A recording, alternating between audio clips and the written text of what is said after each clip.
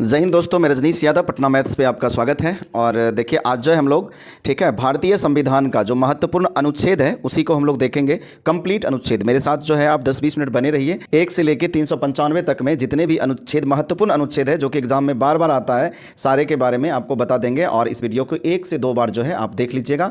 Then after जो भी exam में क्वेश्चन आता है आपका अनुच्छेद से रिलेटेड, या तो अनुच्छेद के बारे में या उस अनुच्छेद में क्या लिखा हुआ है उसी के बारे में पूछा जाता है, तो आपको सिर्फ वही सब अनुच्छेद बताया जाएगा जो कि हर एक एग्जाम में पूछा जाता है। ठीक है, तो सबसे पहले जो है हम बिना लेट किए आरंभ करते हैं। अनुच्छेद 1, अनुच्छेद 1 में है आपका, ठीक है, सिर्फ हम नंबर देंगे, आप समझ जाइएगा कि अनुच्छेद 1 है। ठीक है, अनुच्छेद 1 में है, यह घोषणा करता है कि भारत जो है राज्यों का संघ है। ठीक है, आपका ये क्वेश्चन आएगा कि भारत राज्यों का संघ है, किस अनुच्छेद में है, तो वो हो जाएगा 1।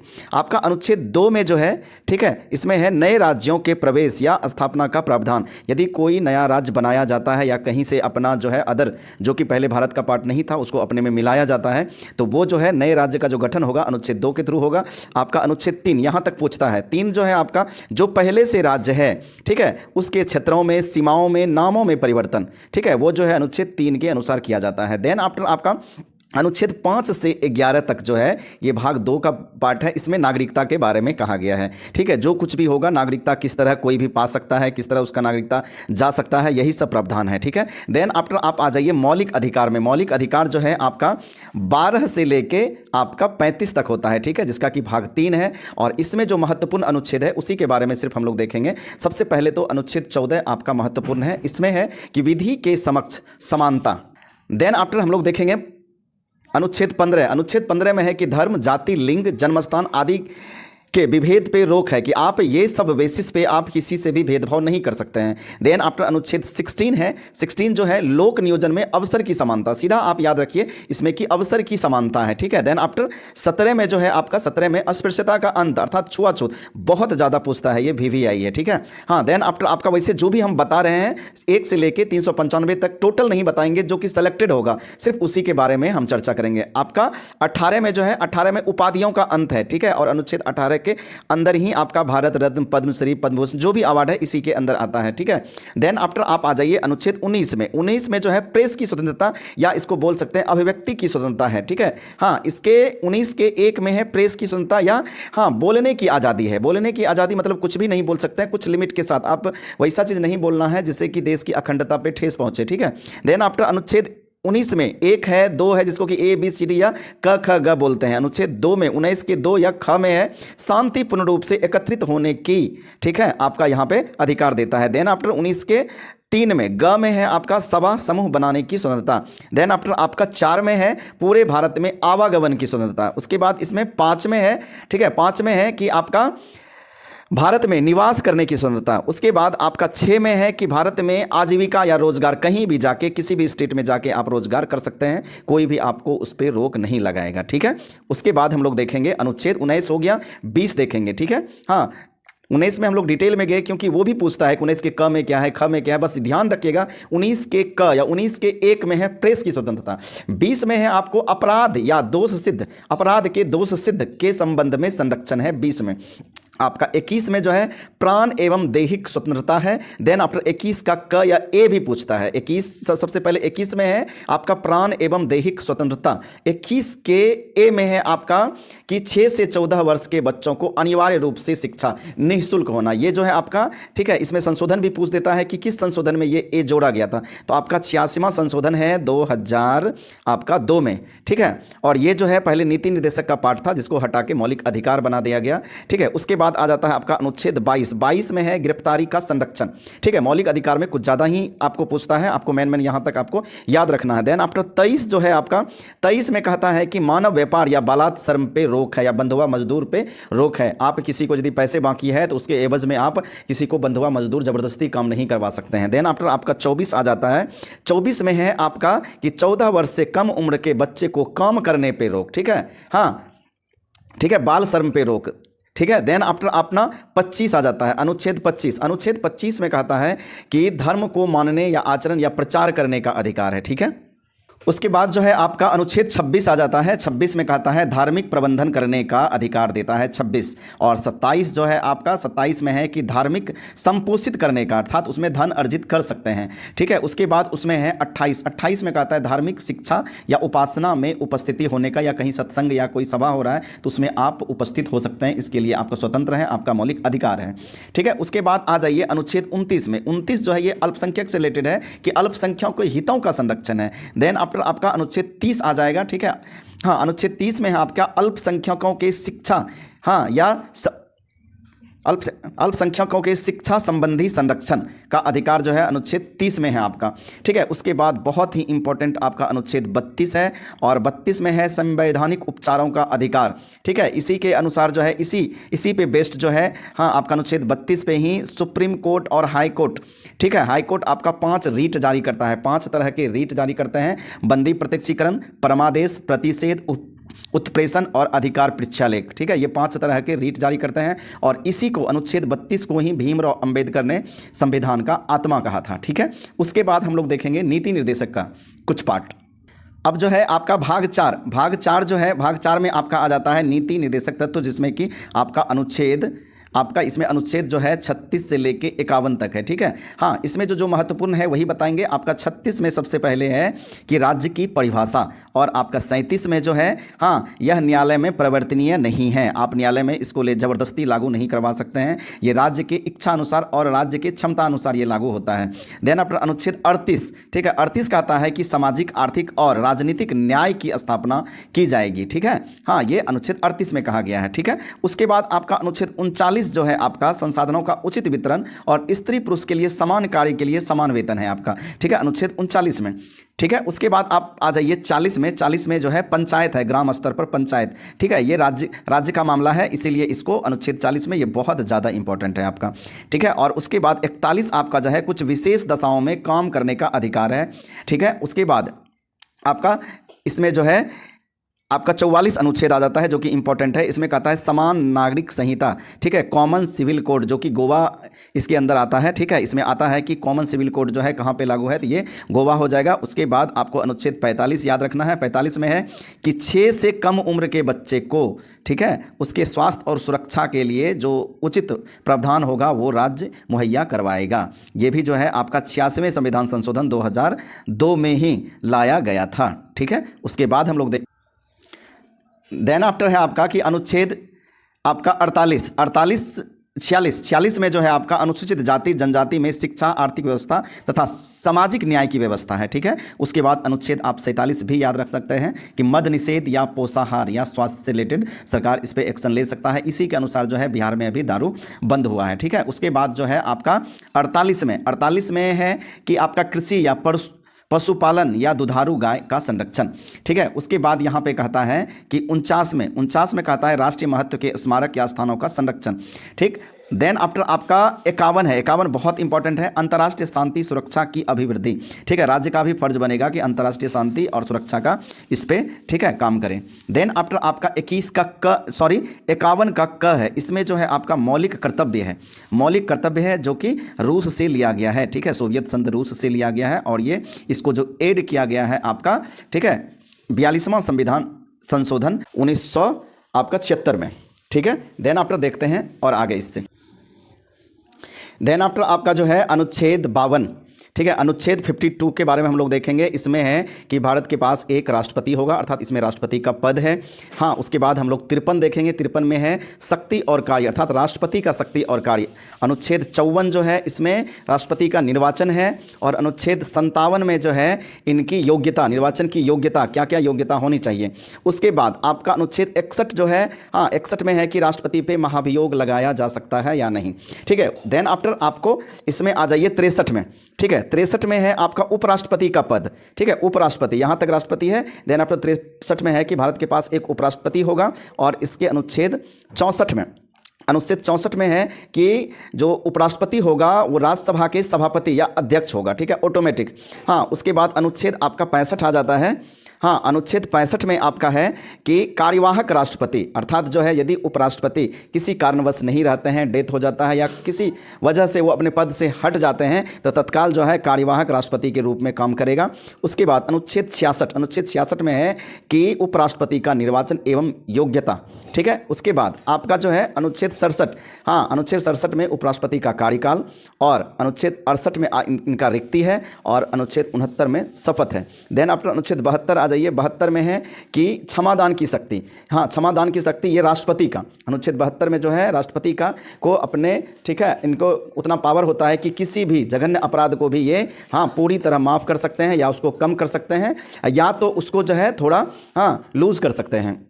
उसके बाद आप आ जाइए अनुच्छेद 85 में कहता है कि लोकसभा का विघटन, ठीक है, मंत्रिमंडल के या मुख्य प्रधानमंत्री के परामर्श से लोकसभा का विघटन अनुच्छेद 85 के थ्रू जो है राष्ट्रपति कर सकता है। देन आफ्टर आ जाइए 1 2 3 123 में कहता है कि यदि लोकसभा का सत्र नहीं चल रहा है तो राष्ट्रपति अध्यादेश जारी कर सकता है, ठीक है। उसके बाद 143 अर्थात ये जो है आपका अनुच्छेद 143 में कहता है कि सुप्रीम कोर्ट से राष्ट्रपति सलाह ले सकता है, लेकिन सलाह मानने के लिए ये बाध्य नहीं है। उसके बाद है आपका अनुच्छेद 74। अनुच्छेद 74 में कहता है कि मंत्रिपरिषद का गठन, सॉरी ये छूट गया था, इसमें है मंत्रिपरिषद का गठन। उसके बाद 75 में है कि हाँ, प्रधानमंत्री जो है कार्यपालिका का वास्तविक प्रधान होगा। सभी काम जो होता है राष्ट्रपति के नाम से, लेकिन जितने भी काम है वो ओरिजिनल रूप से करेंगे प्रधानमंत्री, ठीक है। देन आफ्टर आपका आ जाइए बहुत ही इंपॉर्टेंट 79 में जो है आपका भारत में सांसद होगा, ठीक है। अर्थात इसमें जो 79 में आप सीधा याद रख सकते हैं कि सांसद, और 80 में सांसद का जो है 3 पार्ट होता है। सबसे पहले एक राष्ट्रपति, राज्यसभा, लोकसभा। तो 80 में जो है आपका राज्यसभा और 81 में है आपका लोकसभा, पूछा जाता है ये, ठीक है। देन आफ्टर आप अनुच्छेद 100 पे आ जाइए। 100 में कहता है कि यदि कोई विधेयक हो वो पारित होता हो और उसमें वोटिंग 50-50 हो जाए, ठीक है, 50-50 आधा हो जाए, ठीक है। जैसे मान लीजिए 30 टोटल कैंडिडेट 400 है, 200 हो जाए, तो उसमें निर्णायक मत जो है देने का अध्यक्ष महोदय का अधिकार होता है। उसके बाद 105 में कहता है सांसद के पास विशेषाधिकार है, किसी भी फील्ड में संशोधन या कोई भी, ठीक है, ये डिसीजन ले सकता है, किसी भी चीज़ में ये चेंजेस ला सकता है, ठीक है। देन आफ्टर जो है आप आ जाइए अनुच्छेद 108 में। 108 में कहता है कि संयुक्त अधिवेशन, ठीक है, राज्यसभा और लोकसभा का, ठीक है, ये बुलाता राष्ट्रपति है, लेकिन इसका अध्यक्षता जो है लोकसभा का अध्यक्ष ही करता है। ये भी क्वेश्चन पूछता है। उसके बाद आप आ जाइए 110 में। 110 में जो है आपका धन विधेयक है, और 112 में जो है आपका बजट है। 112 में बजट है, और 116 में आपका लेखा अनुदान है। लेखा अनुदान की जिसका चर्चा बजट में नहीं हुआ हो वो इसके अंदर आ जाता है। उसके बाद आपका 117 में जो है वित्त विधेयक है, बहुत ज़्यादा इंपॉर्टेंट ये, और 110 भी, और ये भी 112 में बजट, ये भी आपका बहुत ज़्यादा इंपॉर्टेंट है। अब आ जाइए आप 124, ठीक है। 124 में जो है आपका सर्वोच्च न्यायालय का गठन है, ठीक है, सर्वोच्च न्यायालय का गठन है। और इसमें जो है एक और इंपॉर्टेंट है आपका 137 को याद रख सकते हैं, न्यायिक पुनरावलोकन, जो कि आपका अमेरिका के संविधान से, ठीक है, अडॉप्ट किया गया है, अधिग्रहण किया गया या लिया गया है, कॉपी किया गया है, ठीक है, हाँ, ठीक है। उसके बाद फिर 143 अभी जस्ट आपने देखा था कि इसमें है कि राष्ट्रपति जो है सुप्रीम कोर्ट से सलाह लेता है। इसी में सेम बात है कि आपका जो सुप्रीम कोर्ट के जो सदस्य होते हैं, जज होते हैं, वो राष्ट्रपति को सलाह दे सकते हैं, इसी अनुच्छेद के थ्रू जो है सलाह देते हैं। हाँ, उसके बाद बहुत ही इंपॉर्टेंट एक और है 76, अनुच्छेद 76 में जो है आपका महान्यायवादी है, ठीक है, विधि अधिकारी, भारत का सबसे बड़ा विधि अधिकारी, महान्यायवादी। और अनुच्छेद 148, ठीक है, 148 में जो है आपका कैग है, नियंत्रक महालेखा परीक्षक। देन आफ्टर आप आ जाइए 152 में, सारा महत्वपूर्ण अनुच्छेद है, यही सब जो है बार बार एग्जाम में पूछा जाता है, ठीक है।